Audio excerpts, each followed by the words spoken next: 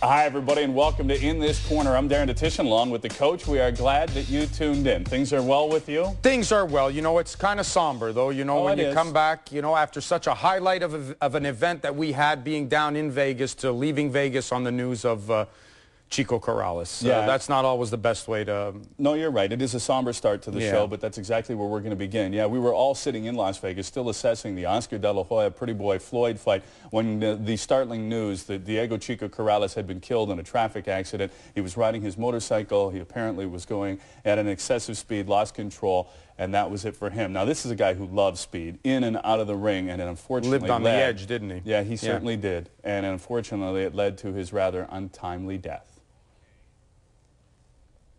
Diego Chico Corrales was pronounced dead on the scene at 7:22 p.m. on Monday, May 7th, after he was involved in a motorcycle accident close to his home in Las Vegas. Police say Corrales' 2007 Suzuki motorbike slammed into the back of a car while he attempted to pass it on a busy residential street. The authorities are blaming the accident on speed and rider inexperience. Corrales had a career boxing record of 40 wins and 5 losses with 33 stunning KOs, and held 2 world titles in 2 different weight classes. He's probably best known for his dramatic victory over Mexican Jose Luis Castillo on May 7, 2005, in what many consider to be one of the greatest fights of all time. It was in this bout that Chico showed the determination and resiliency of a great champion. Swollen, bloodied, and having survived several knockdowns throughout the fight, Corrales continued to battle, ultimately scoring a dramatic TKO in the 10th round, thus capturing Castillo's WBC lightweight title.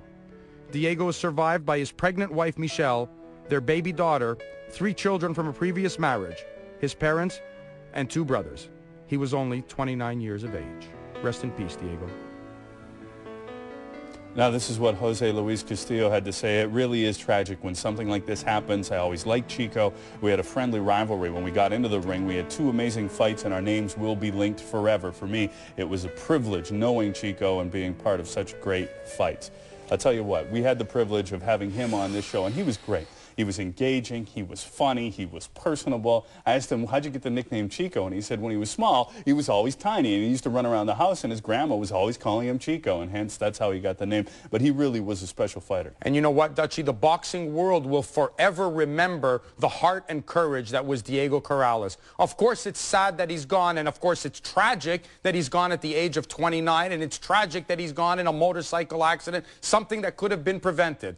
But the one thing that he did leave is a legacy, and he did leave a legacy of being a warrior and a courageous fighter, and somebody who gave boxing fans and sports fans of this generation one of the greatest fights in the history of boxing. He might be gone, but he will never, ever be forgotten, because what he and Jose Luis Castillo did in that ring on May 7, 2005 will never be forgotten by those who witnessed it, and will live forever in boxing history as one of the greatest moments in the squared circle. Yeah, Diego Corrales was a fighter. There was no doubt about that. And, you know, he stepped into the ring to fight. It's unfortunate that we didn't get to see the trilogy fight either with Castillo, and he could not make weight, and the bout was subsequently canceled. But